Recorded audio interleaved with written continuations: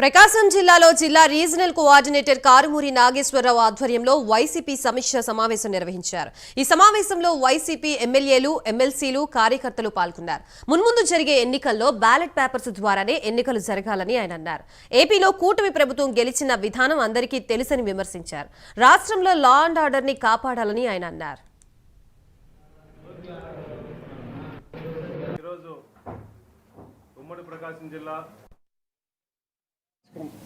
షాపులను కూలుస్తున్నారు, ఇళ్లను కూలుస్తున్నారు, భయభ్రాంతులను గురి చేస్తున్నారు, రకరకాల కేసులు పెడుతున్నారు.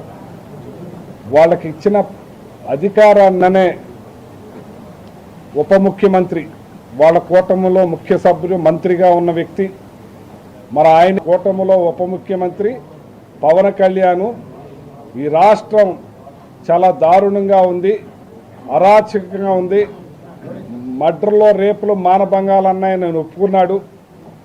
మరి మమ్మల్ని తిడుతున్నారని పదే 3 సార్లు ఒక్కరించి చెప్పారు. అదే మిషన్ల మీద పరిపాలన చేస్తున్నారు వాళ్ళు. అంచేత మీకు తెలియజేస్తున్నాను, ఇవాళ ఈ లా అండ్ ఆర్డర్ ఇలా అయిపోవటానికి కారణం వచ్చిన పోలీసు వ్యవస్థ, పోలీసే. వాళ్ళు ఈ రాష్ట్రాన్ని శాంతి భద్రతలతోటి అందరూ సుఖంగా బతకాదెట్టు చూడవలసిన బాధ్యత మీకుంది. అంతేకాని మీ ఇష్టానుసారంగా మీరు మానభంగాలు చేస్తాం, మర్డర్లు చేస్తాం, ఇళ్ళు కూలుస్తాం, షాపులు కూలుస్తాం.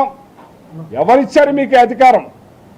మీకు ఇచ్చిన అధికారం మంచి సుపరిపాలన అందించమనే కానీ ఇలాంటి రాద్ధాంతాలు చేయొద్దని చెప్పి సందర్భంగా ఒక్కటి కాదు, ఇవాళ బెల్ట్ షాపులు, బ్రాందీ షాపులు, ఆ షాపుకి ఒక రూము అక్కడే తాగి, ఇంతకుముందు జగన్మోహన్ రెడ్డి గారు తాగుడిని కంట్రోల్ చేయాలి, తాగుడు ఎక్కువ తాగకూడదు, తగ్గిపోవాలన్నది కరెక్ట్గా జరిగింది. అప్పుడు